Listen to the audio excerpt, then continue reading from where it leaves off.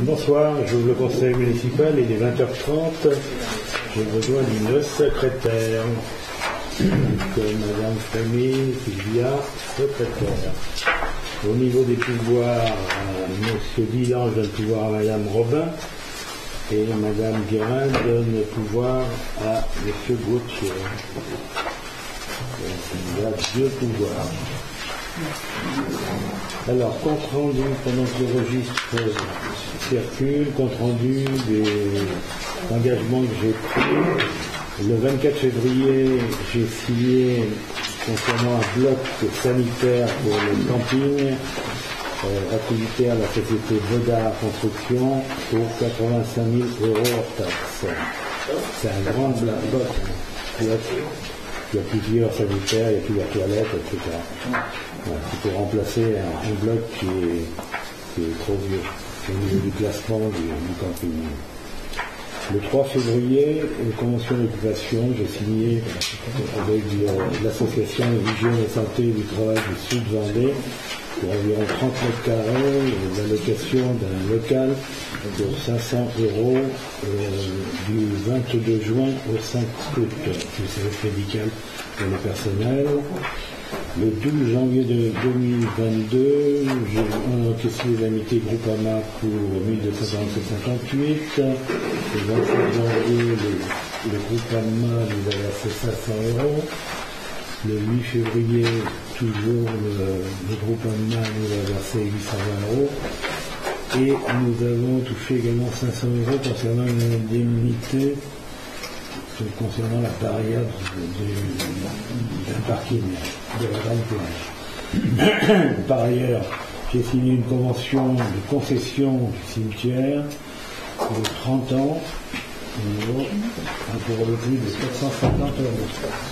Vous avez également toutes les questions pour lesquelles la commune n'a pas préempté. Il y en a encore un certain nombre. 34. C'est le nom 34.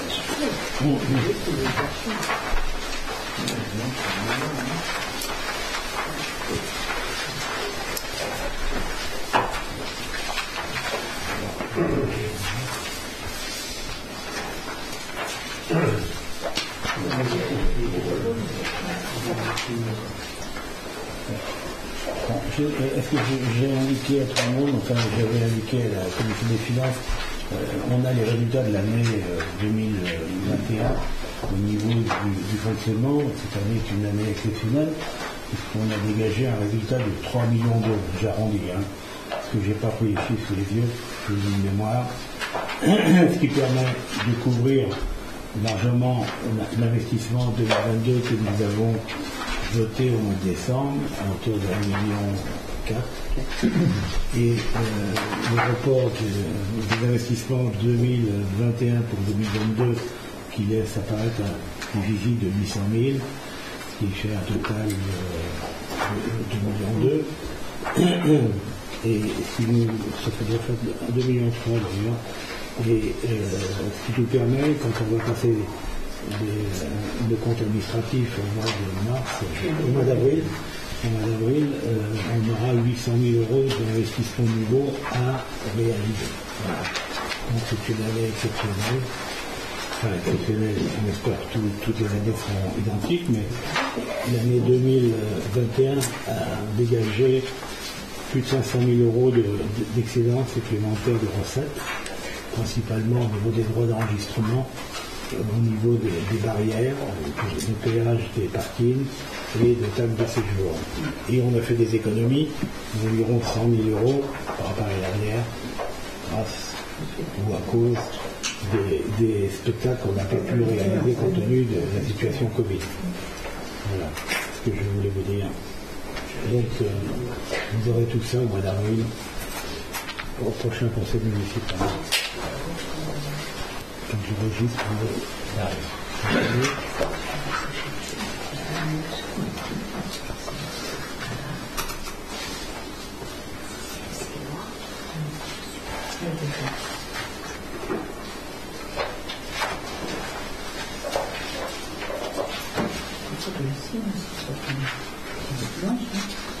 Ah non, c'est bon, c'est bon. Ah oui, il est pas mal. Il est pas mal. Tu ne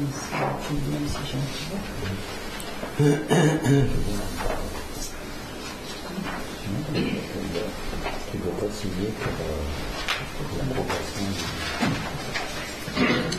Merci.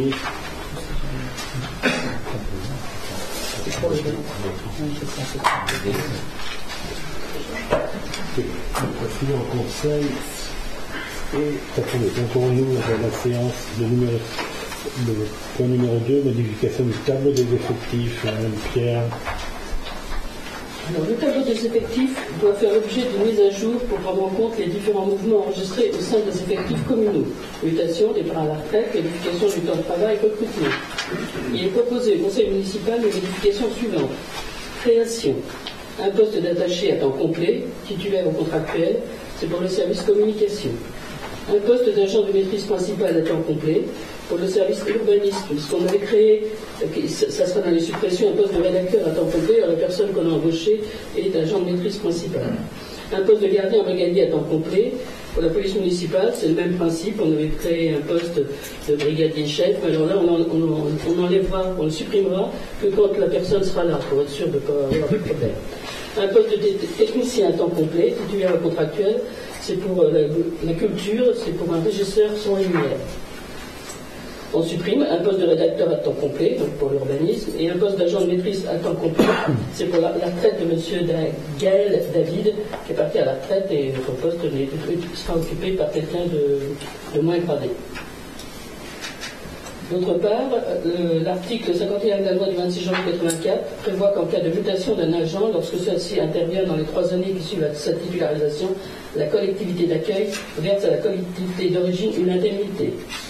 L'objet de cette indemnité est d'apporter une compensation à la collectivité d'origine qui a supporté financièrement l'intégralité des frais de formation obligatoires de l'agent. Cette indemnité est versée au titre d'une part de la rémunération perçue par l'agent pendant le temps de formation obligatoire et d'autre part, le cas échéant, du coût de toute formation complémentaire suivie par l'agent au cours de ces 3 années. La commune de La Tranche-sur-Mer souhaite recruter un agent de police municipale en provenance de la commune d'Ars-en-Bray qui relève des dispositions de la loi précitée. L'indemnité demandée par la commune d'Ars-en-Bray s'élève à 3 348,97 €. Le conseil municipal, après en avoir délibéré, décide de modifier le tableau des effectifs comme mentionné ci-dessus, approuve le tableau des effectifs annexé à la présente délibération et approuve le versement de l'indemnité pour mutation d'un agent au profit de la commune d'Ars-en-Bray. C'est des questions. J'ai une question. On avait recruté, si je me souviens bien, un policier également chez nous, que l'on a formé et qui est parti ensuite. Oui, c'est dit, on demande, on recruter, on demande la même chose. Et on attend la réponse. D'accord. Ça demande plus. Oh, il y a beaucoup plus. C'est beaucoup plus que 3 000 €. Ah oui. C'est dans les 13 000 €. Ah oui. C'est pour ça que la commune met du temps à répondre. Y a-t-il des votes contre? Des abstentions? Merci. Le point numéro 3, toutes les subventions. La subvention aux associations. Donc, il a été décidé de l'attribution des subventions comme suit. Donc, vous avez toute la liste pour un montant total de 102 912,80. Les plus grosses indemnités étant pour l'ADMR, le CLT, 25 000 €. L'école Notre-Dame, ça correspond à la cantine. Donc, c'est pas... Voilà. Le Surf Club Tranché, qui est un nouveau club, 12 000 €. Alors, nous avons 3 nouvelles associations. Nous avons Abu Bra, le Surf Club Tranché et Tranche Chat. Tranche Chat, c'est celle qui va s'occuper des chats. La stérilisation. Voilà, la stérilisation des chats. C'est quoi? Ah oui, c'est ça. C'est quoi? C'est traverser la... Ici, l'île de Ré, à la nage, c'est une personne handicapée.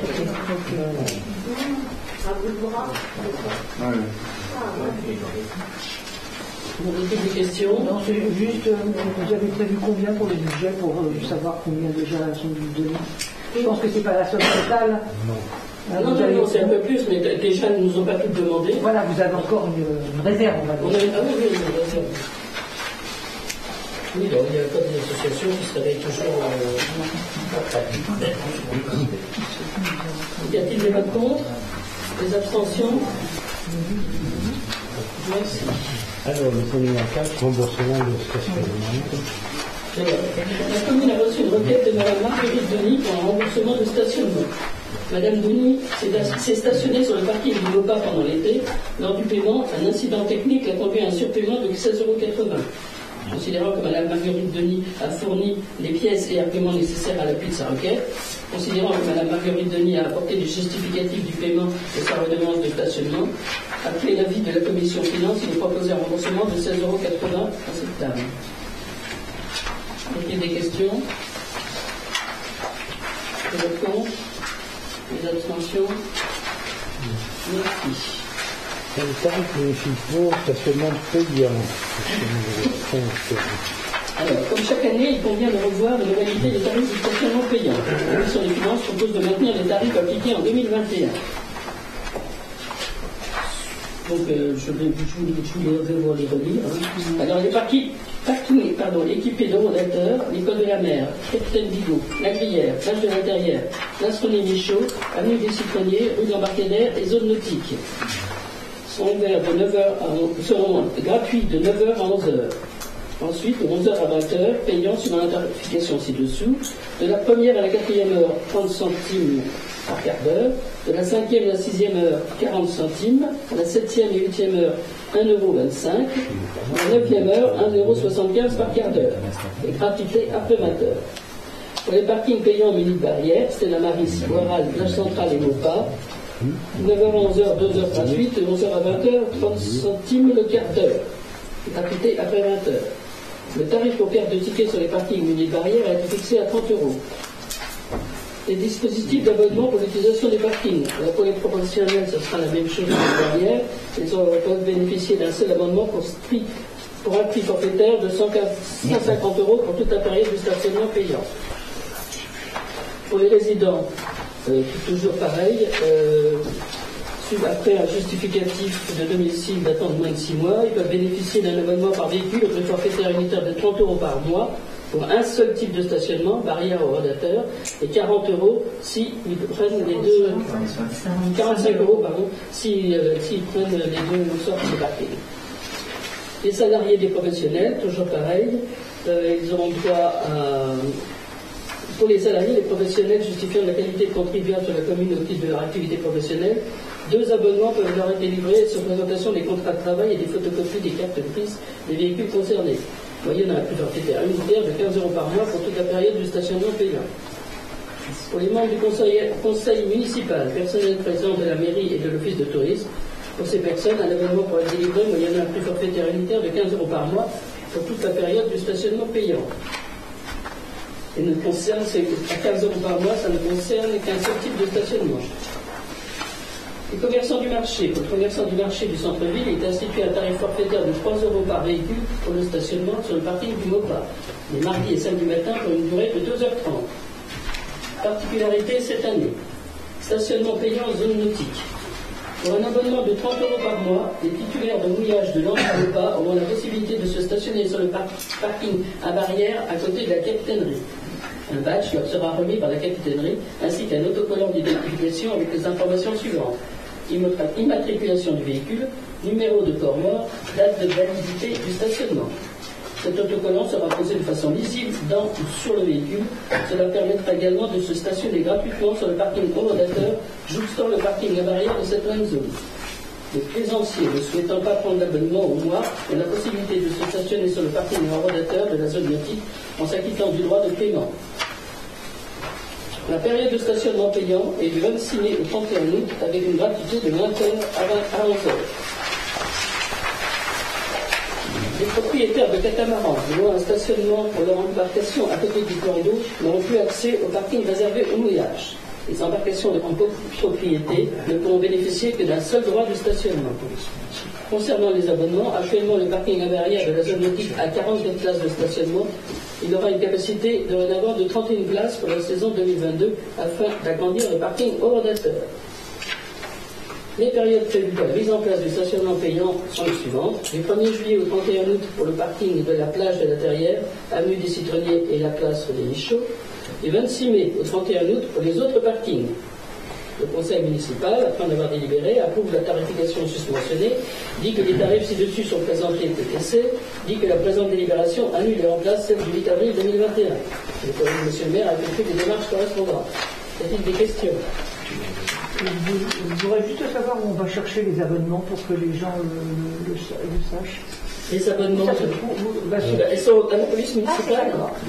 Oui, comme tous les ans, la police municipale ne sera probablement plus maître, mais les personnes qui donnent les abonnements seront toujours là, les personnes qui gèrent les barrières. Parce que ce n'est pas la police municipale qui gérait ça. C'était deux agents de la commune qui gèrent les parkings et barrières. Donc ce sera toujours à cet endroit-là. Et ça sera toujours là. D'accord. Des questions? Des votes contre? Des abstentions? Alors nous nous abstenons parce que nous trouvons les tarifs quand même très élevés. 25 € une journée sur le parking de la Verrière. C'est beaucoup. Oui, mais ça fait combien d'années que c'est comme ça? Oui, non, ça n'empêche pas. Ah, mais ils sont habitués. On était déjà habitués. par rapport à ce tarif-là. On a de moins en moins de réclamations. Oui, non, mais... Bon, toujours le point numéro 5, B, les tarifs de la salle de salle omnisport. En fait, jusqu'à présent, la salle omnisport était louée à l'heure, 30 € de l'heure, mais vu qu'elle est de plus en plus demandée, on a décidé de mettre des tarifs. La Commission des finances propose de modifier les tarifs de location de la salle omnisport à partir du 7 mars 2022. La location de la salle omnisport est payante pour les associations, fédérations sportives et organismes extérieurs à la tranche-sur-mer. Les associations, c'est bien tout extérieur à la tranche. Les associations de la tranche-sur-mer, c'est toujours gratuit. Donc, la France n'est pas très libérale. Le forfait jour horaire pour la salle de sport ou le dojo, 20 €. Pour la salle de sport et le dojo, 40 €. La demi-journée de 9h à 13h ou de 14h à 18h. Salle de sport ou dojo, 60 €. Salle de sport et dojo, 120 €. La soirée de 19h à 23h. Salle de sport ou dojo, 50 €. Salle de sport et dojo, 100 €. La journée complète, 9h à 18h. Salle de sport ou dojo, 120 €. Salle de sport et dojo, 160 €. La caution, 500 € pour la salle de sport ou dojo. Et les deux, salle de sport et dojo, 1000 €. Le conseil municipal, après en avoir délibéré, fixe les tarifs d'occupation de la salle de sport susmentionnée, et ce, à compter du 7 mars 2022. Y a-t-il des questions? Y a-t-il des votes contre? Des abstentions? Merci.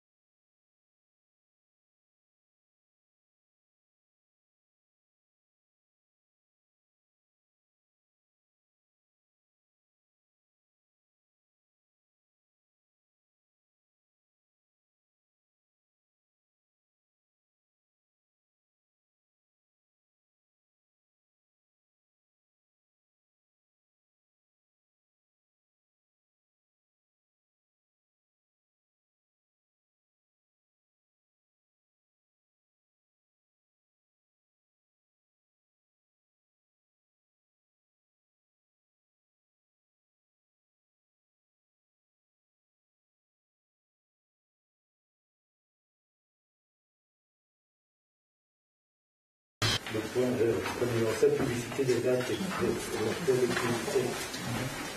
À compter du 1er juillet 2022, la publicité des actes par voie électronique devient la règle pour toutes les collectivités. sauf dans les communes de moins de 3500 habitants qui peuvent choisir par délibération de recourir à l'affichage ou à la publication sous forme papier.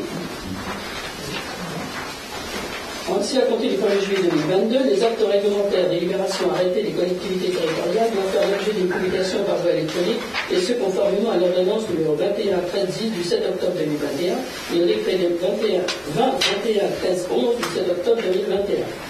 En cas d'urgence, il restera possible d'assurer la publicité des actes par voie d'affichage afin d'en permettre l'entrée en vigueur sans délai. Et seule la publication électronique déclenchera le délai de recours contentieux. Les communes de moins de 3500 habitants peuvent déroger à cette règle. Elles peuvent ainsi opter pour la publication électronique et aussi choisir de recourir à l'affichage et à la publication sous forme papier au moyen d'une délibération valable pour la durée du mandat. Ce choix peut être modifié à tout moment. Monsieur le maire indique que la réforme de la publicité des actes des collectivités a posé le principe de la publication des actes de la commune par voie électronique. Par dérogation, les communes de moins de 3500 habitants peuvent par délibération choisir un autre mode de publication, soit par affichage, soit par publication sur papier dans les conditions fixées par décret au Conseil d'État, soit par publication sous forme électronique. Il est proposé au Conseil municipal d'opter pour la modalité de publicité suivante. Publicité des actes de la commune par publication sous forme électronique sur le site internet de la commune. Le Conseil municipal, après en avoir délibéré, décide d'adopter la proposition du maire et de publier ces actes sous forme électronique sur le site internet de la commune. Y a-t-il des questions? Des réponses?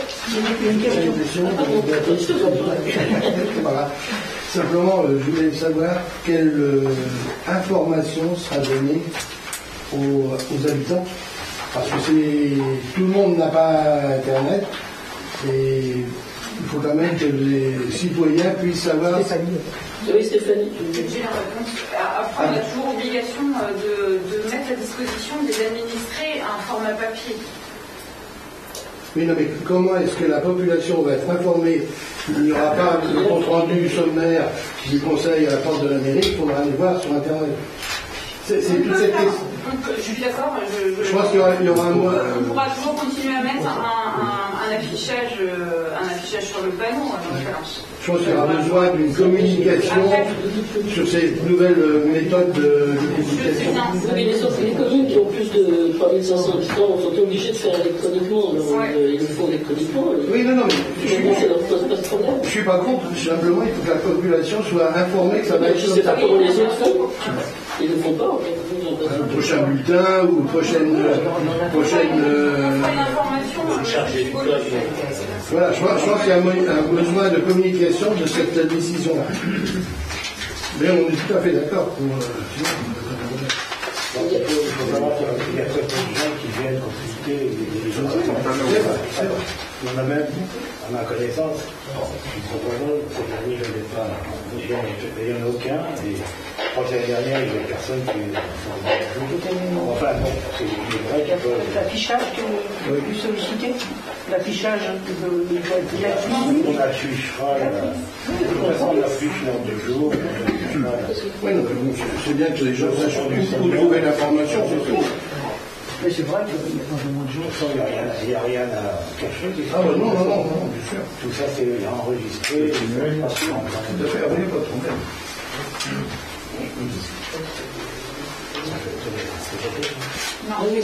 Y a-t-il des votes contre? Des abstentions? Voilà, donc je vais le prendre puisque M. Brouillon est pas là. Il a dit qu'il est pas bien.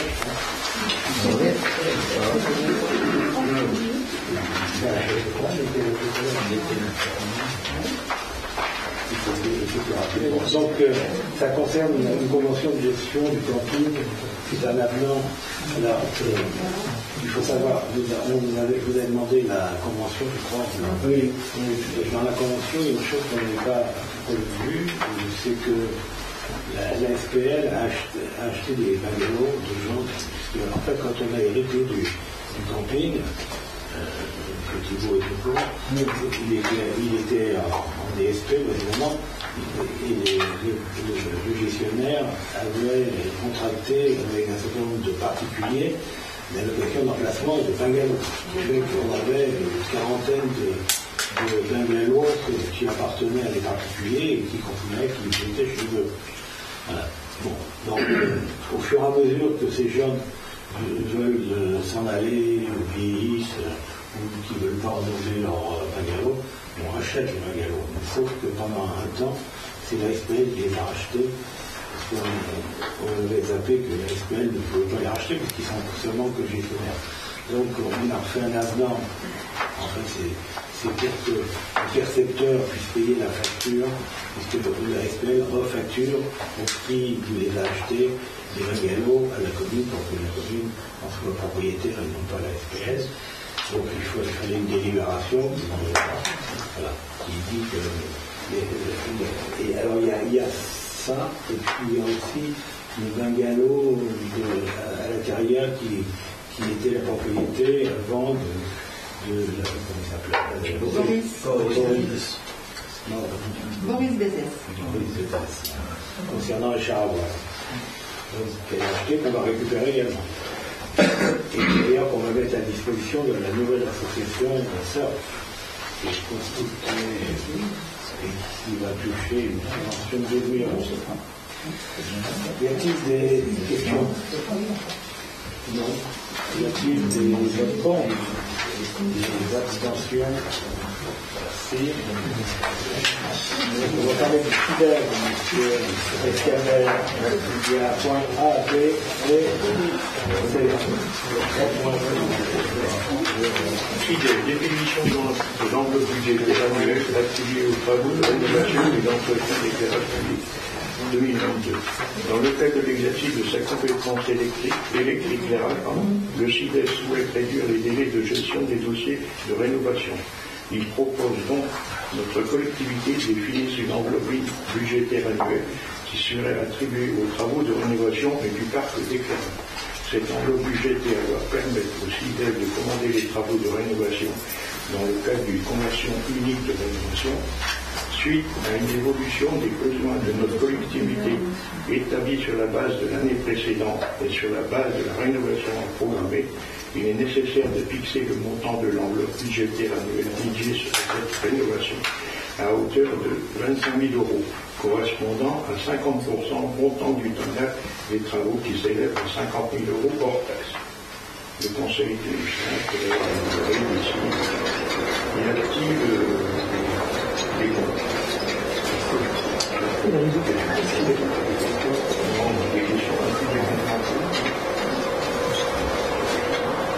Des contre, abstention.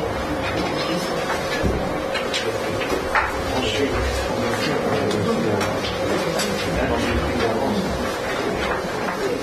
travaux d'éclairage à Maurice Sanson, avenant numéro 1 de la Convention. À l'occasion des travaux d'aménagement à Maurice Sanson et faisant suite à l'effacement du réseau, il est nécessaire de réduire l'éclairage public. Les travaux seront réalisés selon la convention proposée par le CIDES, correspondant à la phase matérielle de l'opération d'éclairage. Lors de la séance municipale du 8 juillet 2021, le montant de participation financière a été validé par un montant de 70 308 €. Après l'étude d'exécution, le montant de participation financière a été recalculé par les services CIDES, selon l'avenant numéro 1 de la Convention, pour la réalisation de ces travaux, fourniture et postes de matériel pour un montant de 71 500 €. Des questions? Des comptes? Abstention? Travaux d'éclairage à Maurice Sanson, à l'occasion des... À l'occasion des travaux d'aménagement avenue Charles de Gaulle, il est nécessaire de refaire l'éclairage public. Le CIDES est chargé de la réalisation de ce projet. Le montant de la participation financière en 2019 pour la réalisation de ces travaux a été de 54 795 €. Suite à la réactualisation de la Convention, le montant a été ramené à 53 382 €. Y a-t-il des questions? Des comptes? Abstention? Merci. Opération d'éclairage, allez, Marco Polo. considérant qu'il manquait un s'ennuyer aux extrémités de l'allée Marco Polo. Il convient de prolonger les réseaux d'éclairage et prévoir la pose de 2 candélabres. Le montant de la participation financière pour la commune sera de 4 264 euros. Les conseils, y a-t-il des questions là-dessus? C'est une question générale. Vous allez harmoniser tout l'éclairage public, ça va être pareil Ah ben non, partout. Ah oui, sur le cadre du ciel, comment vous travaillez? Oui, non, mais c'est pas les mêmes que ceux qu'on a actuellement. C'est des candélabres comme il y a près de la piscine. Ces grands candélabres qui éclairent la voirie et qui éclairent la truc éclairé également qui éclairent. D'accord, c'est la zone de loisirs. Pas des candélabres. Derrière les campings. Comme en ville? C'est des candélabres qu'on a dans les grandes villes. D'accord. Ah bon? Les candélabres dans l'allée Marco Polo vont être les mêmes que dans la résidence des loisirs qui existe actuellement. Oui, bien sûr. Non, mais on parlait pas de cela, on parlait de l'ensemble, c'est pareil. C'est grand. Le type défaut. C'est bon. Donc le point numéro 10, délégation pour le public et SP. Alors, nous concernant cette DSP, vous avez reçu une étude qui a été élaborée par un cabinet Arcelia qui nous permet de choisir le type de gestion que nous allons obtenir concernant la station d'épuration. Je rappelle que la station d'épuration toute neuve, elle a coûté 8 millions d'euros. Elle n'est pas encore réfectionnée, elle devrait l'être dans les jours qui viennent. Je le jour précis, mais je crois que c'est courant mars. On va être réfectionné parce qu'il y avait un petit problème de solde de facture sur lequel on n'était pas d'accord concernant des bouts. Et on s'est mis d'accord. C'est-à-dire qu'on ne les paiera pas. Voilà. On paiera que ce qui était prévu dans le marché et pas ce qu'ils voulaient nous facturer. Il y avait un delta de 100 000 euros, donc on a fait rallier. Et on a gagné. Voilà. Donc maintenant elle va être réceptionnée, mais par contre, comme vous devez le savoir, ou je vais vous l'indiquer, la DSP se termine le 31 décembre 2022. Donc il y a toute une procédure. La première phase de la procédure, c'est de choisir le type d'exploitation que l'on souhaite pour le futur de cette station que nous avons. Je vous rappelle que normalement, sauf que la loi change, en 2026, c'est une compétence qui va être transférée à la communauté de communes. Donc volontairement, on a maintenu 12 ans. Et non pas, en général c'est 5 ans, encore que le contrat précédent il était 12 ans avec la SOR. Donc le cabinet qui avait déjà travaillé pour nous, puisque c'est ce cabinet-là, Artelia, qui a suivi le chantier de la station d'épuration, c'est eux qui avaient, il y a 12 ans, déterminé le cahier des charges, parce que là c'est un rapport qui nous permet de choisir le type de gestion. Mais après, il va y avoir, et c'est là où la commission qui va se réunir, parce qu'on va lancer un appel à un DSP, mais c'est toutes les procédures qui sont des procédures lourdes. Le cabinet va faire le cahier des charges, et en fonction de ce qu'on a décidé ce soir, et après, il y a des réunions où un certain nombre d'élus, puisqu'il y a une commission DSP qui avait été arrêtée, où vous avez des gens de la majorité et des gens de l'opposition, qui seront conviés, et qui ne se bougent pas, qui pour la minorité. Donc aujourd'hui, on a le choix de 3 types de possibilités. Soit on reprend la station en régie, c'est-à-dire par la gère nous-mêmes, soit on fait un contrat de concession, qui était le cas au 31 décembre, soit on fait un contrat d'affermage. Voilà. Donc vous avez le choix entre les 3, vous avez tous lu, je suppose, attentivement cette magnifique étude. Et donc, avant de lire tout ce laïus qui, je vais dire à la fin, vous avez été tous lu. Donc il y a deux éléments à choisir, le type de gestion et la durée. Donc nous, on a proposé une concession, comme par le passé, et 12 ans, comme par le passé. Donc ça veut dire qu'il y a une société qui va le gérer, et dans ces cahiers des charges, ils avaient prévu un certain nombre d'obligations de remise en état que le gestionnaire est obligé de faire, comme le sort aujourd'hui renouvelle le matériel. Il y a tout un matériel à renouveler au bout de tant d'années, et ils doivent également gérer l'ensemble des conduits et de la tuyauterie de la station qui va à la station d'épuration, c'est-à-dire tout le réseau d'assainissement de la commune. Et il y a des renouvellements, il y a des traitements à faire, etc. Et donc là, on attend le rapport, le dernier rapport de la Somme, parce qu'ils ont des engagements à faire, et on a un diagnostic qui est en cours, qui va intégrer des études et des appels d'offres que nous allons lancer. On sait très bien que la Somme va sûrement déposer un dossier. On sait que Veglia va aussi déposer un dossier, et un troisième. On aura le choix entre 3 prestataires. Voilà. Bon, enfin, il n'y en a pas des tonnes non plus en France. Donc, les 3, d'autant plus que la station d'épuration est toute neuve, donc ça les intéresse. Voilà.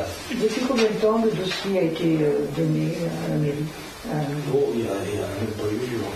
Parce que c'est vrai qu'honnêtement, 40... Vous l'avez pas vu? Non, pas les 40 en tout cas. Il était daté de novembre 2021. Oui, c'est pour ça qu'on est étonné quand même que... Nous, en novembre 2021, on l'a reçu quand On l'a reçu au début d'année.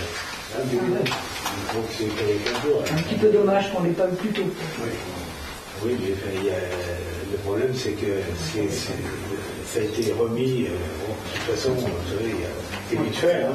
Non, mais c'est 40 pages. Il y a 3 pages intéressantes, une conclusion qui est intéressante. Il y a plus que 3 pages intéressantes.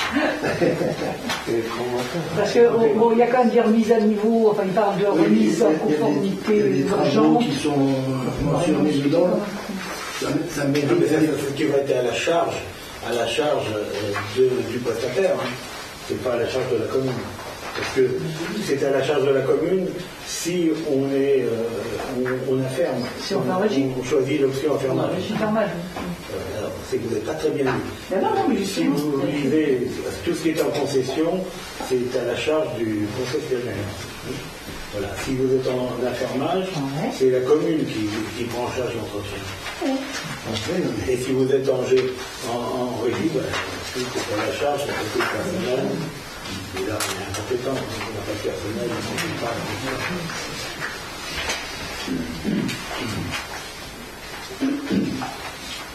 Alors, est-ce que vous avez d'autres questions avant qu'on passe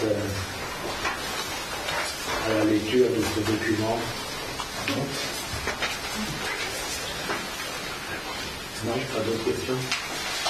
Donc, dans cette délibération, il est indiqué que c'était la SOR qui le gérait les 70 décembre 2022. On rappelle un certain nombre d'articles du Code des collectivités territoriales, des DSP, et on indique également que le contrat de concession de type d'affermage et d'îlots successifs, le concessionnaire gère les services à des risques et sécurité et périls, et donc la commune gère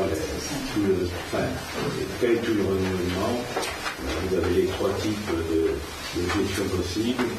Donc après examen de ce rapport que vous avez plus ou moins lu, proposé par les municipales, l'exploitant de services d'assainissement collectif de l'eau usée dans le cadre d'un contrat de concession de type affermage avec le conseiller successif relatif à la rénovation d'une partie des canalisations de l'État, également d'évacuation c'est ça, et la réalisation des eaux produites par la nouvelle station d'épuration, parce qu'effectivement, il se charge également, le concessionnaire se charge également de gérer les égouts. Vous savez qu'aujourd'hui, toutes les égouts des stations d'épuration sont des agriculteurs, et les agriculteurs quelquefois bio, Je ne vais pas faire d'autres commentaires, mais vous savez, par les goûts, on ne peut pas traiter un certain nombre de produits, les métaux lourds, les médicaments, les antibiotiques, etc. Et derrière, on nous vend des produits bio. Donc, le contrat envisagé pendant un fait au 1er janvier 2023 pour se terminer au période 10 ans, c'est terminé le 31 décembre 2034. Le passage d'un contrat de concession de service assainissement est soumis à la procédure prévue par l'article L 1711-1 et suivant et R 1711-1 du Code général des collectivités territoriales. Le Conseil municipal, après en avoir délibéré, approuve le principe de la délégation de service public d'assainissement collectif et l'eau usée de la commune dans le cadre d'un contrat de concession. Décide que ce contrat de concession aura une durée de 12 ans avec une échéance fixée au 31 décembre 2034. Approuve le contenu des caractères des prestations que doit assurer le concessionnaire telles qu'elles sont définies dans le rapport subdivisé, étant entendu qu'il appartiendra ultérieurement à l'autorité responsable de la personne publique délivrante dans les dossiers et conditions précises, conformément aux dispositions des articles L 1711-1 et suivants et R 1711-1 et suivants du Code général des collectivités territoriales. Autorise M. le maire à lancer la procédure de publicité de mise en concurrence en application des règles de procédure du Code de la commande publique, article R 3126-1 à R 3126-14 et les articles L 1711-1 et suivants et R 1711-1 et suivants du CGCT. Autorise M. le maire à signer tous les actes et documents intervenus concernant cette opération. La signature définitive se fera entre octobre et novembre. Donc il y aura des réunions successives où on sera assisté par les cabinets privés. Je rappelle que vous avez voté, c'est le mois de décembre, le contrat d'Artelia. Pardon, Artelia, le contrat des camps en décembre. Je ne sais plus, oui, je crois qu'on l'a signé fin décembre. Oui, il est passé au conseil de quel En fait, il est passé dans vos délégations et il a été signé fin décembre. Et donc le rapport nous a été remis, je crois, courant février. À quel conseil il est passé alors? Il est passé au conseil. Y a-t-il des questions? J'ai une question, je suis un peu surpris dans la rédaction, soit dans le contenu de présentation, soit dans la décision, parce que je lis, vu le rapport sur le choix du mode de gestion, après examen de ce rapport, il est proposé au conseil municipal l'exploitation du service de l'assainissement, etc., dans le cadre d'un contrat de concession de type affermage avec îlot concessif, et après dans la décision, on fait dans le cadre d'un contrat de concession. Il y a deux choses contradictoires. Alors je ne sais pas. En fait, les contrats de concession, ça regroupe, c'est un terme générique qui regroupe les contrats d'affermage. Alors, les contrats de concession au sens où c'était, tu as dû connaître à l'époque, les contrats de concession, c'était le délégataire avait à sa charge et l'investissement et le fonctionnement. Donc là, les contrats de concession regroupent tous ces contrats-là, c'est-à-dire contrat d'affermage, contrat de délégation de service public, qui est une forme de contrat de concession. Et donc là, en fait, ce que propose le cabinet, c'est un contrat d'affermage avec un îlot, je ne sais plus comment ça s'appelle. Îlot concessif. Îlot concessif, c'est-à-dire que ce n'est pas un simple contrat d'affermage, puisque c'était toi qui avais géré le précédent. Oui, je me souviens. Et donc, les règles n'étaient pas les mêmes, puisque depuis, on ne peut plus faire de contrat comme ça a été fait à l'époque de 12 ans. Les contrats sont limités à 5 ans. Si le délégataire n'a pas d'investissement à sa charge, Donc c'est pour ça qu'il y a cette mention d'îlot concessif, puisque pour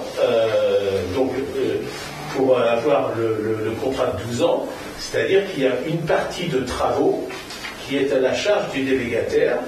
Alors je ne sais plus combien, monsieur le maire, c'était, je crois que c'est 500 000 € sur la durée du contrat, qui sont à la charge du concessionnaire. C'est-à-dire que le concessionnaire ne se contente pas, il n'a pas que la gestion du réseau, il doit assumer une part d'investissement sur le contrat, sur la durée de la délégation. Ce qui justifie de passer au-delà de 5 ans. C'est ce que veut dire l'îlot concessif, en fait. Pourquoi est-ce qu'on ne le traduit pas dans la décision comme dans la proposition? Alors, dans la décision, il y a deux libellés différents. Alors, on va rajouter avec îlot concessif. Je pense qu'il faut que la proposition et la décision soient identiques. Sinon, on va bien comprendre. Déjà que c'est pas simple. Nous allons le rajouter, préciser dans le délibéré. On n'a pas tout lu. Y a-t-il d'autres questions? Non. On passe au vote. Y a-t-il des votes contre?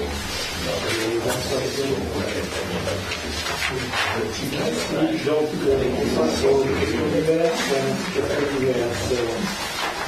La minorité a posé un certain nombre de questions. Donc, le point 6 et 8, c'est les numéros de l'ordre du jour. Ah, d'accord. Bon, donc, la première, on vous a répondu. La SPL. Vous avez eu la convention, je vous ai expliqué la raison. Il y a fait le public assainissement, à l'appui du projet de délibération devant un dossier. Effectivement, il aurait pu l'envoyer un peu plus tôt. Mais je croyais qu'il avait été fait il n'y a pas très longtemps, parce qu'on m'a demandé, il y a 3-4 jours, quelle était la durée. Parce que moi, je n'ai pas suivi un dossier. C'est des services qui ont été ce dossier et le cabinet. Nous, l'objectif, c'est de rester dans la même gestion que précédente et du bon très bien. De rien en plus de l'argent. Après avoir investi une somme importante, donc il faut récupérer l'investissement. Et ça, on récupérera malheureusement pas. Simplement, c'est dans 4 ans, ça va partir à la CONCOM, c'est eux qui vont récupérer les excédents, et c'est nous qui avons financé la station d'épuration que nous sommes obligés de transférer gratuitement. Voilà. C'est un peu injuste. Et comme elle a été en grande partie autofinancée, on se retrouve. On ne peut pas faire comme la piscine, on ne peut pas la rendre. On ne lâche pas toujours dans la même direction. Voilà, alors travail en commission. On aura un travail derrière. Donc ça c'est ce que vous avez marqué, donc on l'a expliqué tout de suite, non, c'est ça? Téléphone et fibre, bon monsieur. On demandait quand même, monsieur le maire, si vous permettez, un peu plus de passage en commission des dossiers. Oui, ce serait bien. Il faut dire au vice-président des commissions, vous remarquerez que moi j'interviens quasiment pas dans les commissions de recettes et finances. Et donc, je laisse au vice-président la gestion de la commission. C'est une délégation. Comme je suis délégué, donc je passe le message à tous les vice-présidents dans chacune des commissions pour qu'ils en fassent un peu plus souvent. Donc le message est passé. Téléphone et fibre. Alors, il peut en parler un peu plus. Il y a une restructuration en ce moment qui est en train en même temps d'installer la 5G. Elle fonctionne déjà pour certains opérateurs, puisque si vous avez des téléphones récents, la 5G marche à la tranche, ça fonctionne pour Orange. Mais il y a des antennes qui ont été montées, mais dans tout, ils n'ont pas encore mis le matériel. Il y a des antennes qui sont censées fonctionner, mais on ne sait pas si on n'a pas de communication. Ils nous demandent des emplacements, ils nous demandent un permis de construire. Mais une fois qu'on leur a délivré, on ne tienne pas au courant de savoir si l'antenne est opérationnelle ou pas. Donc, je sais qu'il y a quelques soucis avec quelques opérateurs, comme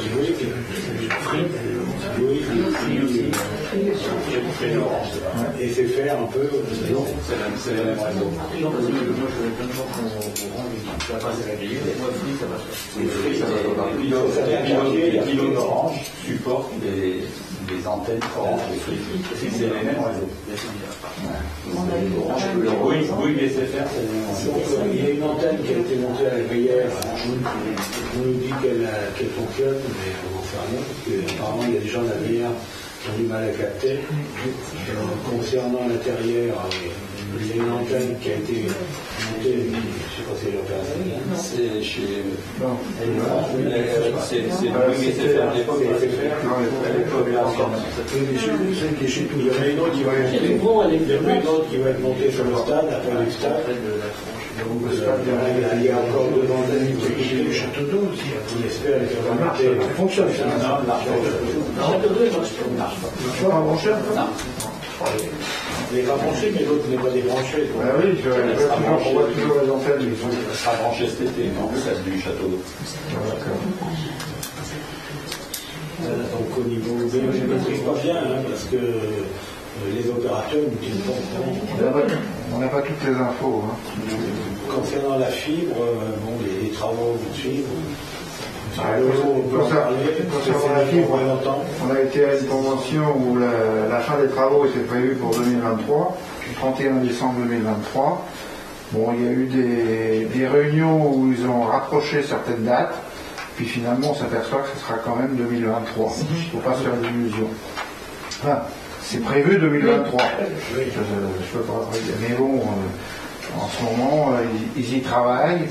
Il faut savoir qu'on a pour l'instant uniquement l'ossature principale et qu'on raccorde tous les abonnés dessus, donc ça prend du temps. Il y a en Vendée 14 000 km de fibres posées. Donc ça ne se fait pas du jour au lendemain. Donc il faut savoir être patient. Je sais bien que la publicité nous incite à demander et j'ai des gens qui me téléphonent ou qui téléphonent à la mairie assez souvent, et bon, je leur conseille d'aller chez Vendée Numérique, qui lui gère tout ça, et qui a sur son site la possibilité, vous avez la possibilité de mettre votre adresse, et on vous dit à quel moment vous seriez éligible. Voilà. Donc ça c'est intéressant. Et bon, je vais communiquer, j'avais dit que j'allais communiquer avec Noémie, puisqu'il faut qu'on communique là-dessus, puisque c'est important pour tout le monde. Stéphane Renaud avait une réunion là récemment, et je dois aller le voir pour que je lui avais posé un certain nombre de questions pour pouvoir mettre ça sur la réunion Renaud la semaine dernière qui a été faite, ça concernait pas, ça concerne la fibre bien sûr, mais c'est surtout le problème sur lequel je suis en train de me battre avec eux, parce que on fait des effacements de réseau et eux veulent mettre des poteaux et mettre la fibre en l'air. Oui, c'est ça. Donc nous on n'est pas d'accord. Et c'est le CIDEL qui a sous son chapeau Vendée Numérique, qui normalement subventionne un petit peu d'effacement de réseau, et qui ne fait pas, il plante des poteaux. Alors, il y a quelque chose qui va faire là. Voilà, donc il allait surtout pour ça. Donc le point suivant, c'est le transfert Super U. Alors, sur son transfert Super U, vous m'avez expliqué l'autre fois qu'il y avait un cabinet qui avait été nommé par la mairie pour nous assister concernant les problèmes de circulation. En fait, ils en ont tenu compte, ils nous ont présenté un avant-projet, surtout au niveau voirie, qui nous convenait un peu mieux. Il y a encore des retouches à faire. En fait, ils vont retourner, ils modifient totalement leur super par rapport au premier projet. Le premier projet, si on l'avait accepté tel que, M. Bricolage, personne ne pouvait rentrer chez M. Bricolage et personne ne pouvait rentrer dans les communes. Et le questo, c'était pas le lundi matin, comme ce qui se passe actuellement, c'était tout l'été. Donc on leur a dit, non, ça ne marche pas, donc il faudra modifier. Donc on a modifié les entrées qui se trouvent un peu plus loin. Donc ils ont trouvé d'ailleurs qu'en fin de compte c'était beaucoup mieux et ils ont fait une présentation globale. On n'a pas l'architecture encore du bureau nouveau. Ils nous ont dit voilà, il serait dans le sens inverse, c'est-à-dire que maintenant il serait face à M. Bricolage, alors qu'avant il était de l'autre côté. Et donc on a une réunion la semaine prochaine, mercredi. Et je crois qu'ils reviennent pour la voirie. Oui, principalement. Pour la voirie. Donc on va finaliser le problème de voirie parce que ça dit beaucoup de choses pour eux. On va être en commission. C'est quoi une commission? C'est une réunion. C'est pas une commission. Non, mais je suis d'accord. On en parlera en commission. Et je pense que pour le moment, ils n'ont pas encore tout. C'est pas, ils n'ont pas tous les feux verts pour se poser après les construire. Aujourd'hui, ils sont toujours dans un tas de trucs d'impact. Aujourd'hui, la loi a été modifiée cette fois, et donc ils ont beaucoup d'études complémentaires à apporter. Espérons qu'ils arriveront à la faire. Enfin, ils ont reculé d'ailleurs. Et ils pensent que le super ne durera pas en 2024-2025. Compte tenu du contexte. Enfin, pas le contexte militaire, mais le contexte de toutes les études qu'ils ont à faire. Voilà, donc vous ne serez plus au courant, pour le moment, on n'a rien. Enfin, on n'a rien en dehors de la voirie, mais ça n'a rien à la voirie. Non, mais indépendamment du Super U, il y a l'entrée de ville. C'est vrai qu'on vous a toujours dit que l'entrée de ville, enfin, bon, nous on aimerait bien qu'il y ait quelque chose de vraiment. Alors l'avantage c'est que le Super U va être caché par toute la végétation qui va rester en face de M. Bricolage. Parce qu'à l'heure actuelle, on n'a pas une très très belle entrée. On avait une belle entrée à une époque, maintenant c'est vrai qu'on est un peu caché derrière ces. Oui, vous avez une entrée végétalisée puisqu'il n'y a plus de camping et il y a végétalisé. Et avant il y avait un grand giratoire qu'il n'y a plus. Avant il y avait le grand giratoire qui a été pris pour les bouddhistes. Ah oui, il va disparaître. Non, mais voilà, il y avait une belle entrée. Il y a 30 ans c'était différent. La rivière tout droit et qui bouge, elle va disparaître. Donc elle va devenir piétonne. On va créer une voirie importante. Derrière c'est bien, il faut une belle entrée pour cette ville. Il faut quelque chose qui marque. Quand même si vous trouvez l'entrée. Non, je trouve pas que c'est pas beau. C'est pas ça que je veux dire, c'est qu'on mérite mieux. Voilà, c'est tout, on peut faire mieux. Bien sûr, mais on a déjà eu un beau prix. C'est bien si vous. Très bien. Bon, enfin, concernant après le centre de remise d'enfants. Donc, le centre de remise d'enfants, on a eu un premier jet de. Alors, oui, vous me demandez, le maître d'ouvrage a été désigné. Ben oui, parce que vous avez un conseil municipal du 17 décembre qui l'a désigné. Donc, vous verrez, regardez dans vos papiers. Voilà, le 17 décembre, il a été désigné au cabinet. Donc, il a travaillé, il nous a fait une première esquisse qui est assez originale, mais qui ne nous convient pas vraiment bien pour le moment, parce que on a décidé d'élargir. En fait, c'est un bâtiment qui va faire environ 1500 mètres carrés, dont toute la partie remise en forme sera rez-de-chaussée, avec des grandes vitres côté mer, et il y aura un premier étage, avec des ascenseurs escaliers, en fait, et une terrasse salariale avec un petit bar, jus d'orange. Et tout ce qui est détente sera au premier étage. Donc on n'a pas encore, il y a travail parce que suite à ce qu'on a demandé, ils font le projet. Et puis on va prendre un peu de terrain qu'on avait concédé à la piscine qu'ils n'utilisent pas pour pouvoir élargir le bâtiment. Sinon il fait un peu trop couloir. Voilà. Et vous verrez, quand on aura les premières esquisses, l'architecte viendra un soir au conseil municipal pour présenter. Mais aujourd'hui, on n'en est pas encore là. Mais il faut que on lui a donné un calendrier, il faut qu'en septembre, on dépose le permis de construire. Voilà. Et qu'à partir du mois de janvier, février, donc on lance les travaux, on a toujours la feuille. Voilà. J'ai répondu à toutes vos questions. Alors, il y a maintenant un autre point à regarder, c'est une information, c'est madame, il y a deux informations. Donc au niveau il y a eu un changement de président, qui est une présidente maintenant, au niveau de l'association des commerçants, grand chef, centre-ville, avant c'était David France, que vous connaissez tous, je suppose, et maintenant c'est madame Sarah Poirier, qui est la compagne du boucher. Qui n'est pas encore Madame Grosjean. Bientôt. Qui va devenir un jour, bientôt. C'est moi qui dois les marier, mais je ne sais pas. Je n'ai pas regardé le planning, mais je sais que c'est une femme. Il est déjà fait cette bombe du jour de Saint-Valentin.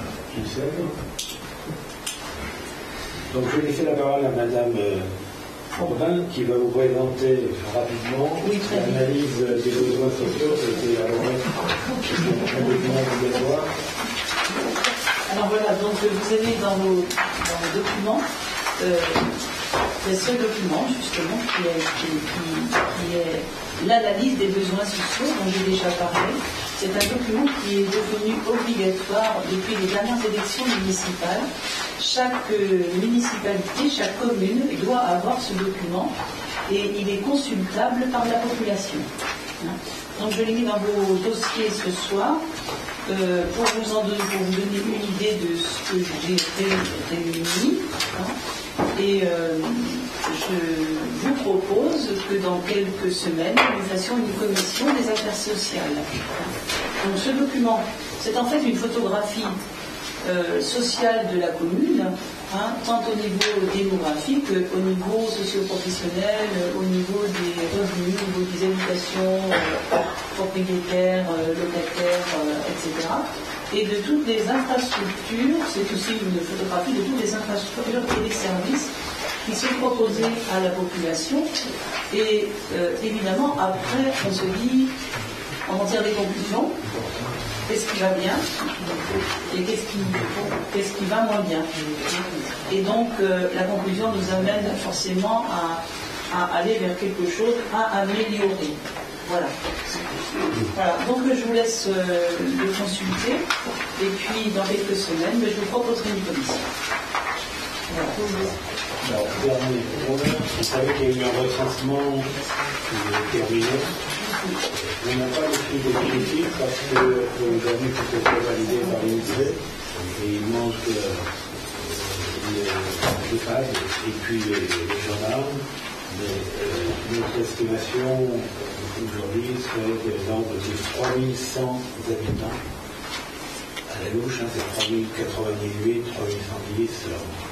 Voilà, précisément, on ne sait pas combien il y a de gendarmes qui sont décomptés à la tranche par rapport aux deux autres gouvernements. Au niveau de l'EHPAD, on suppose qu'il y en a 67. Peut-être qui sont 67 et 4. Avec la résidence autonome. Avec 71. Donc, mais on ne sait pas si tous sont domiciliés à la tranche. Il y a peut-être d'autres communes. Quand ils sont là, ils sont domiciliés. Tout ça, c'est en cours de traitement. Par les services d'ici. Le dernier recensement était 2500. Donc il y a 400 personnes de plus.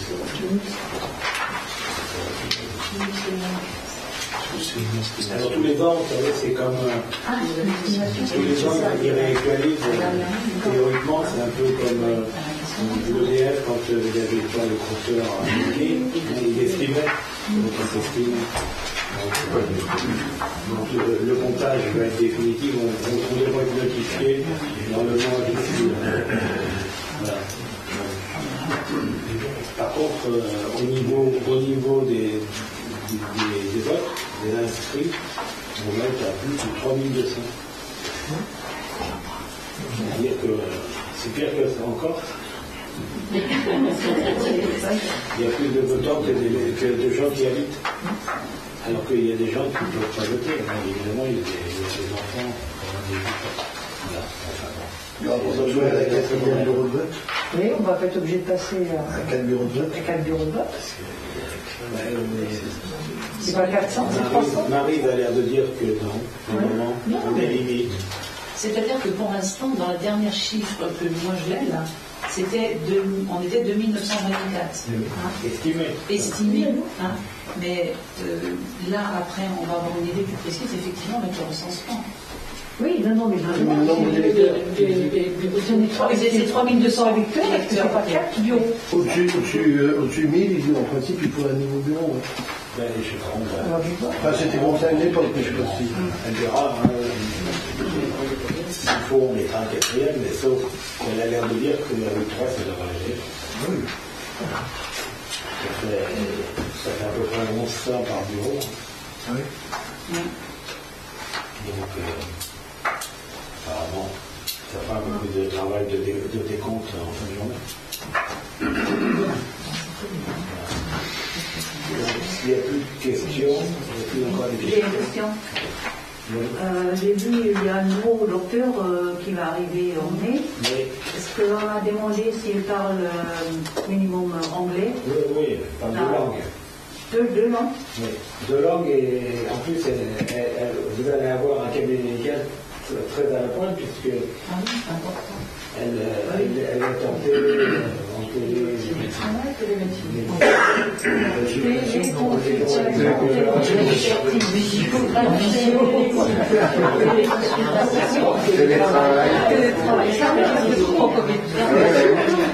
les consultations téléphoniques. Donc avec un cardiologue, avec non, la téléphone, c'est une madame de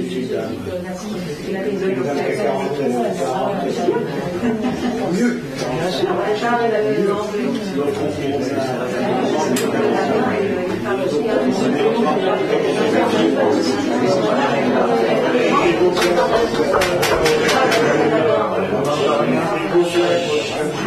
Donc on demande à suivre parce que on change de ordinateur, on passe du intérieur à la et on va prendre la décision de